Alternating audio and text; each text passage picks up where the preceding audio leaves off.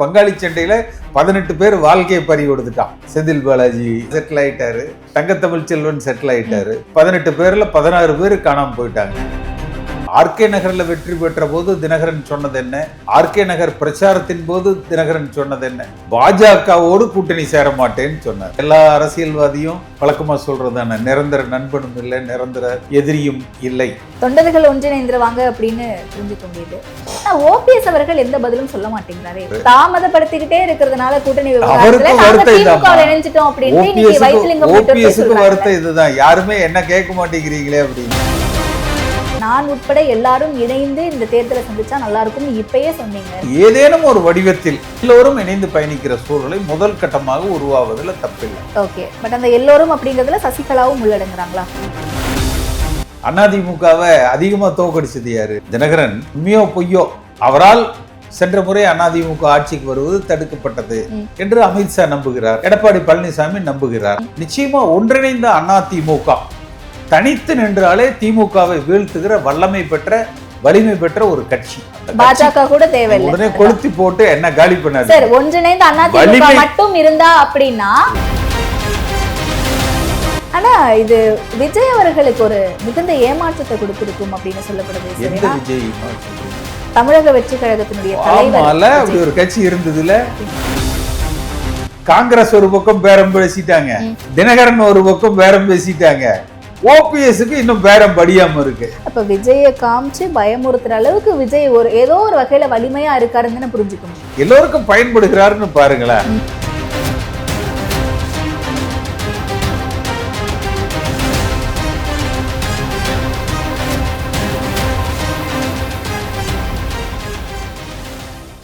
இப்போது புதிய அறிமுகம் ஆச்சி ஹோட்டல் சாம்பார் 50 கிராம் ரூபாய் 20 மட்டுமே. வணக்கம் சார்.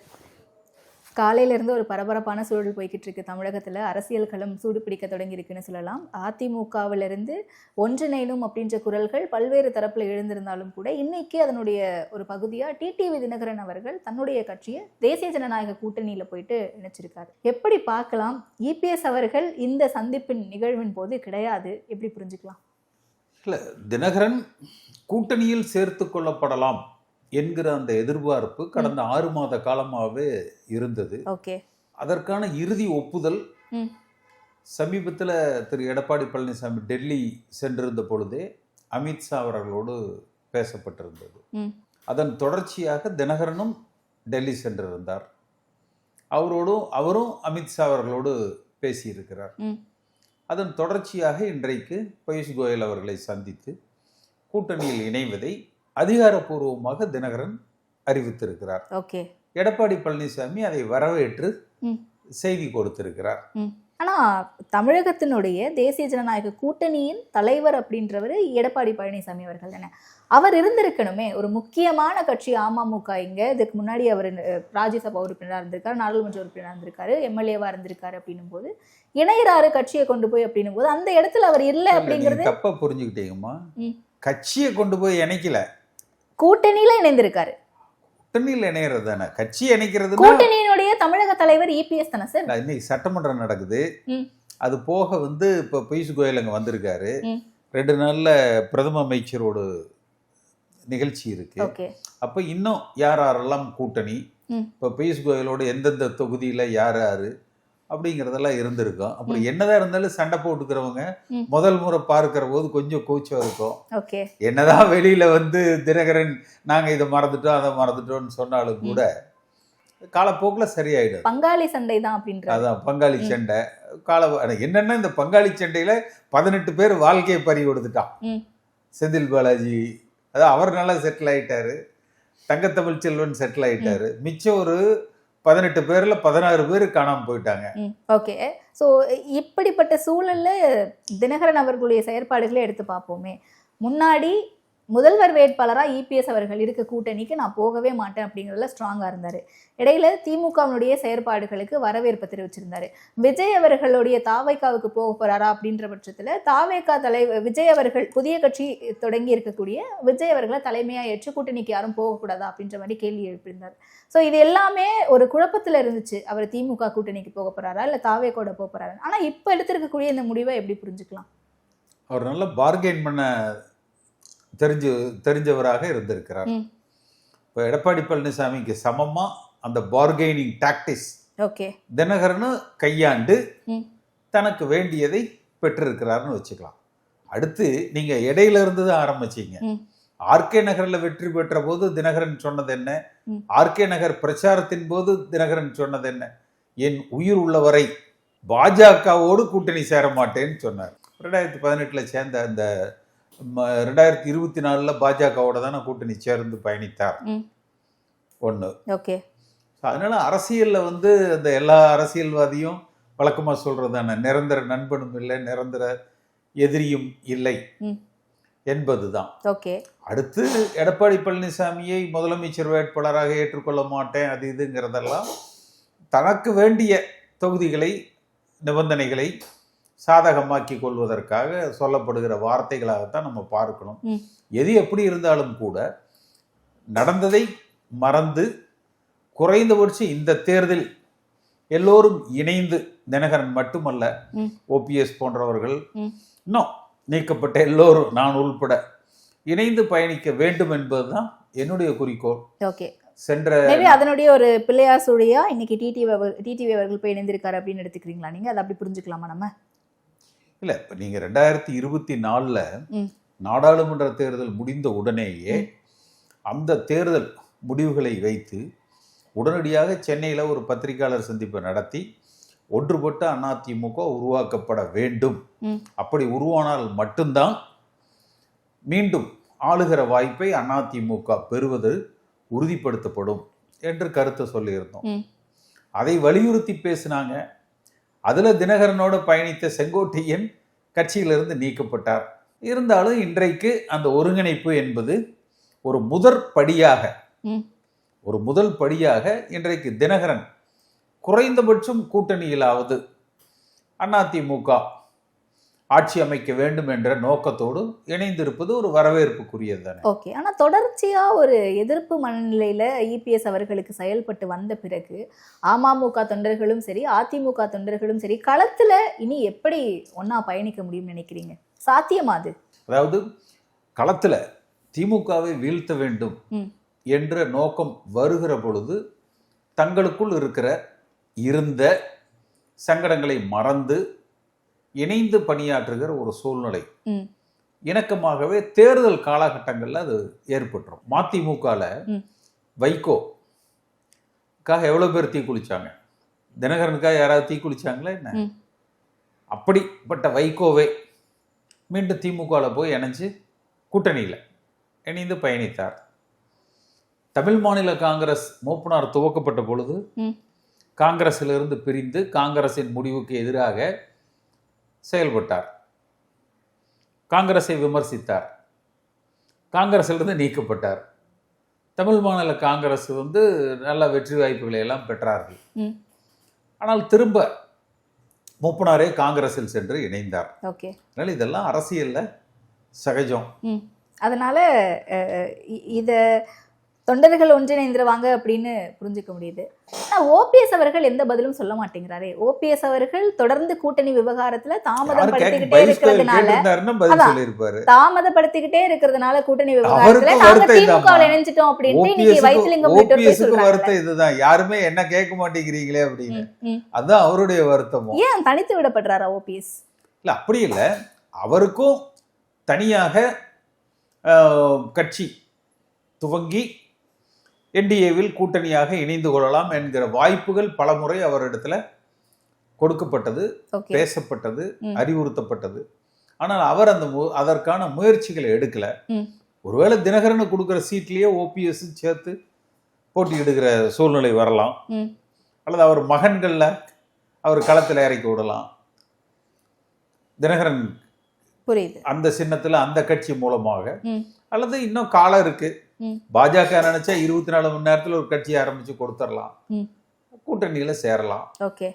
ஸோ அப்போ ஓபிஎஸ் அவர்களுடைய ஆதரவாளர்கள் திமுகவில் போய் இணைஞ்சதுக்கான நோக்கம் இதுதான் நான் தாமதப்படுத்திக்கிட்டே இருக்காங்க அப்படிங்கறதுனால தாமதப்படுத்துகிறார் என்று வைத்திலிங்கம் இன்னைக்கு அதான் சொல்லி என்ன அழைச்சாங்க அதிமுகவுல இருந்து. பட் தனி நபரா போய் இணைறதுக்கே எனக்கு வருத்தம். அதிமுக ஒன்றிணைந்து எல்லாரும் போய் இணையணும்னு விரும்பினன்றாரு வைத்திலிங்கம் சொல்றது அது உண்மை. வைத்திலிங்கம் கூட்டணி அதிமுகவில் இணைத்துக் கொள்ளலாம் என்று பேசப்பட்டது உண்மை. வைத்திலிங்கம் வந்தா நான் ஓபிஎஸோட தான் வருவேன் என்று உறுதியாக இருந்து விட்டார். ஓபிஎஸ் காலதாமதப்படுத்துகிறார், ஒரு முடிவுக்கு வரமாட்டேங்கிறார் என்பது. ஓபிஎஸ் பொறுத்த வரைக்கும் கட்சியில் இணைஞ்சுக்கிறேன், அதிமுகவிலே இணைந்து கொள்ள வேண்டும், அது திரும்ப அந்த ஒருங்கிணைப்பாளர் பதவி வேண்டும் என்பதான அவருடைய கோரிக்கைகள். அதனால காலதாமதப்படுத்தி கொண்டே இருந்தார். இப்பவும் காலதாமதப்படுத்தி கொண்டிருக்கிறார். ஏதோ ஒரு முடிவு வந்துரும். என்ன மாதிரியான முடிவா இருக்கும்னு உங்களுடைய கெஸ்? அது நீங்க ஓபிஎஸ் தானே கேட்கணும். இல்ல சார், நீங்க ஒன்றிணைந்து அதிமுக வரணும்னு தொடர்ந்து பாடுபட்டு இருக்கீங்க. நான் உட்பட எல்லாரும் இணைந்து இந்த தேர்தலை சந்திச்சா நல்லா இருக்கும்னு இப்பயே சொன்னீங்க ரெண்டாவது கேள்விக்கு. அப்ப உங்களுடைய ஒரு கணிப்பு ஒன்று இருக்கும். அதாவது ஏதேனும் ஒரு வடிவத்தில் எல்லோரும் இணைந்து பயணிக்கிற சூழலை முதல் கட்டமாக உருவாவதுல தப்பில்லை. ஓகே, பட் அந்த எல்லோரும் அப்படிங்கிறதுல சசிகலாவும் உள்ளடங்குறாங்களா? அவங்க தேர்தலே போட்டியிட முடியாதேம்மா. ஓகே, அவங்க தேர்தலே போட்டியிட முடியாது. தேர்தலில் போட்டியிட முடியாது, பட் கூட்டணியா ஒரு ஆதரவா கூட இணைந்து செயல்படலாமே. அவங்க கிட்ட கட்சியும் இல்லையே, இன்னும் அவங்க தேர்தலில் போட்டியிட முடியாது. ரெண்டாவது அவங்க இன்னும் கட்சியை துவக்கல. அவங்க எப்படியும் அக்கா மகன் தினகரன் இருக்கிற பொழுது சசிகலா சார்பாகத்தானே தினகரன் கட்சி ஆரம்பிச்சு நடத்தினாரு. அதனால அவங்க அதுல இணைஞ்சுக்கிட்டு பயணிச்சிருவாங்க. இன்னும் தினகரனுடைய கட்சிக்கு தலைமை பொறுப்பே சசிகலான்னு தானே அதை காலியா வச்சிருந்தாரு தினகரன். இன்னும் அப்படித்தான் இருக்குன்னு நினைக்கிறேன். அது இன்னும் மாத்தலையோ? அதனால தினகரன் வந்தாலே சசிகலா வந்த மாதிரி தானே அர்த்தம். Okay okay okay. ஸோ இப்போ 2026 தேர்தல் கூட்டணி அப்படிங்கிறது முழுமை அடைஞ்சிச்சு நம்புறீங்களா? ஏன்னா அடுத்த 2 நாட்கள்ல பிரதமர் அவர்கள் இங்க தமிழகத்துக்கு வரவிருக்காரு. அந்த மேடையில தேசிய ஜனநாயக கூட்டணிய மொத்த தலைவர்களையும் அந்த மேடை ஏற்றி அழகு 3 பேர் பாக்கி இருக்கு. யார் யார்? பெரியவர் ராமதாஸ், தேமுதிக பிரேமலதா அவர்கள், ஓபிஎஸ் 3 பேரும் இணைந்துருவாங்களா அந்த 2 நாள்ல? வரணும்னு இவங்க ஏதோ முயற்சி செய்து கொண்டு இருப்பதாக சொல்றாங்க. ஓகே, ஆனா இன்னைக்கு காலையில பிரேமலதா அவர்கள் பேசும்போது நான் இன்னும் அபிஷியலா எங்கேயுமே போயிட்டு தேசிய ஜனநாயக கூட்டணியிலே போறேன் அப்படிங்கிறத சொல்லவே இல்லை, தேவையில்லாம வதந்தி பரப்ப வேண்டாம் அப்படின்றாங்களே. அவங்க 2 பக்கம் பேசிட்டு இருக்கிற பத்திரிகை செய்திகள் தான் பேசுவாங்க, அவர்கிட்டையும் பேசுவாங்க. உங்களுடைய நிலைப்பாடு என்ன சார்? உங்களை அழைச்சிக்கிட்டு இருக்காங்கல்ல தொடர்ந்து அதிமுகவில இருந்து? என்ன உங்களை அழைச்சிக்கிட்டு இருக்காங்களா தொடர்ந்து அதிமுகவில இருந்து? என்னையாமா இதுல கொண்டு வர்றீங்க? எல்லோரும் இணைந்து பயணிக்க வேண்டும் என்பதுதானே எல்லோருடைய விருப்பம். இன்னும் சொல்ல போனா இதுக்கு முதல்ல முயற்சி எடுத்ததே நான் தானே. அதிகமா காயப்படுத்துறவங்களுக்கு முதல் முக்கியத்துவம் கொடுக்குறாங்க. அப்ப உங்களுக்கு அதிமுகவை அதிகமா தோக்கடிச்சது யாரு? தினகரன் உண்மையோ பொய்யோ அவரால் சென்ற முறை அதிமுக ஆட்சிக்கு வருவது தடுக்கப்பட்டது என்று அமித்ஷா நம்புகிறார். எடப்பாடி பழனிசாமி நம்புகிறார். அதை இந்த முறை ஈடு செய்யணும் அப்படிங்கிறதுக்காக தானே கூட்டணிக்குள்ள வரவழைச்சிருக்காங்க. சரி, வரவழைச்சிருக்கிறாங்க. பார்ப்போம் கை கொடுக்குமா?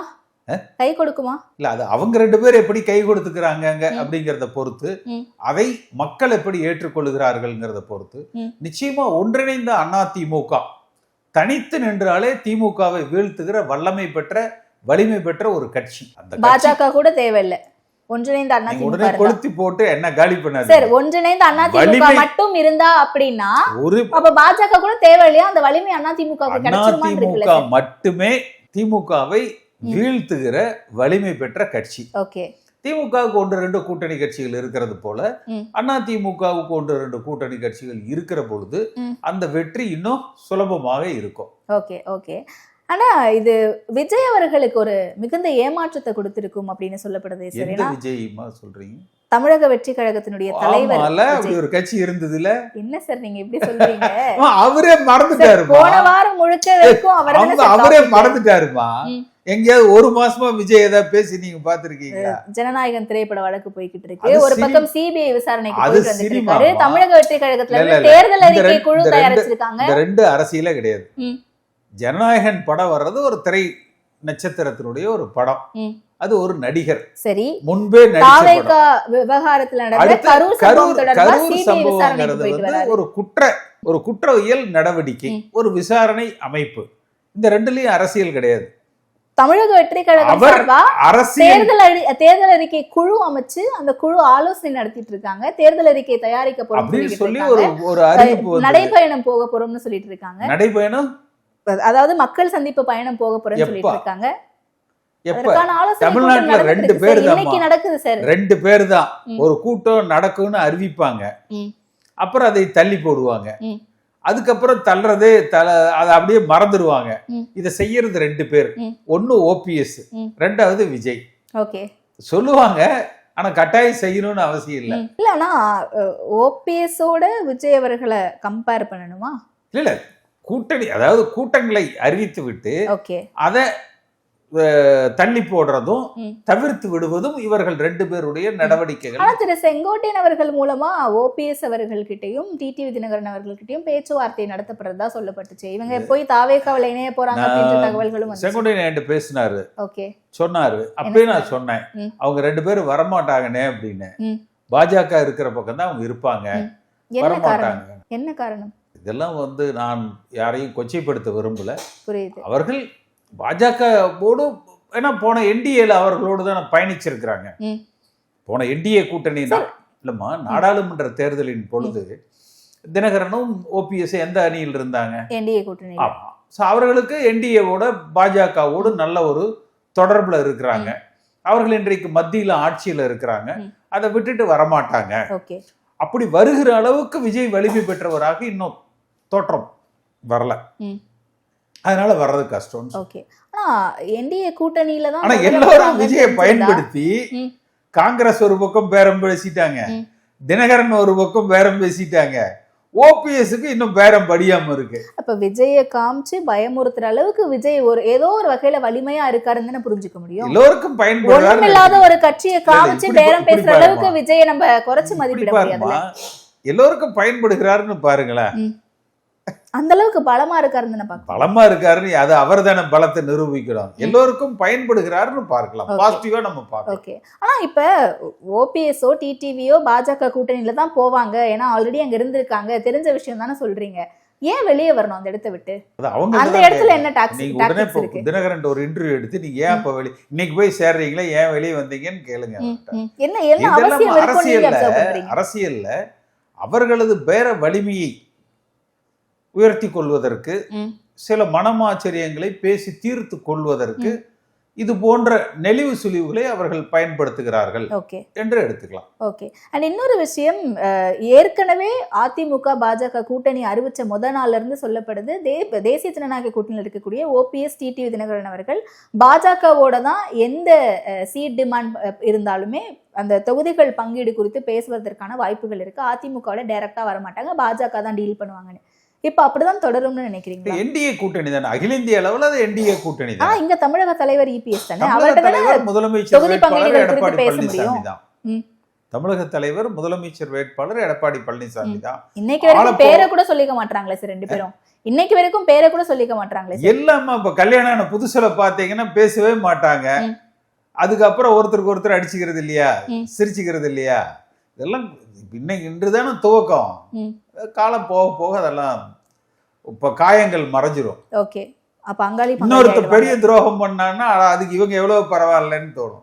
சோ அப்ப நிறைவா 2026 தேர்தல் களம் எப்படி இருக்க போகுதுன்னு நினைக்கிறீங்க? அதிமுக வெற்றி பெற வேண்டும் என்று விரும்புகிறோம். ஓகே. பாஜக கூட்டணியோட விரும்புகிற எல்லோரையும் அரவணைத்து செல்ல வேண்டியது எடப்பாடி பழனிசாமியுடைய கடமை. தன்னுடைய வெற்றியை உறுதிப்படுத்திக் கொள்ள வேண்டியது எடப்பாடி பழனிசாமியுடைய கடமை. ஓகே. பாஜக கூட்டணியோடவான்னு கேட்டேன். எல்லோரும் எல்லாத்தையும் சேர்த்து தானே இதை வழிநடத்தி. இதுல வந்து அதிகபட்ச பலனாளி யார் சொல்லுங்க? அதிமுக, எடப்பாடி பழனிசாமி, அவர் தானே முதலமைச்சர் வேட்பாளர். அப்புறம் தானே மற்ற அதிமுக ஆட்சிக்கு வர்றது அதிமுகவுக்கு சொல்றேன். அதிமுகவுக்குள்ள யாருன்னு கேக்குறேன் நான். புரியுது.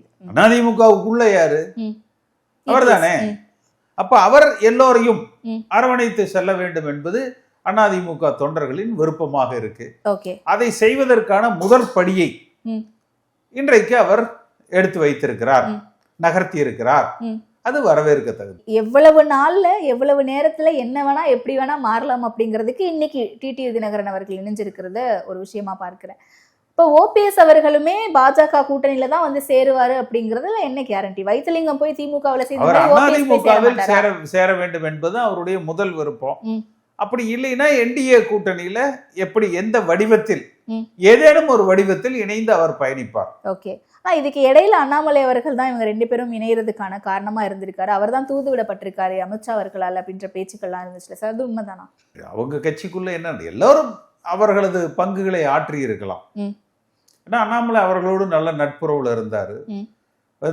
அதனால அவரும் அதற்கு உதவி செய்திருக்கலாம், எல்லோரும் உதவி செய்திருக்கலாம். ஸோ அப்போ நிறைவா 23ஆம் தேதி ஒரே மேடையில தேசிய ஜனநாயக கூட்டணி முழுமையடைஞ்சிரும் அப்படிங்கிறத பார்க்க முடியும் அப்படின்னு நம்ம எதிர்பார்க்கலாம். ஓகே. ஸோ நிறைய விஷயங்களை சொன்னீங்க, நேரத்திற்கு ரொம்ப நன்றி சார்.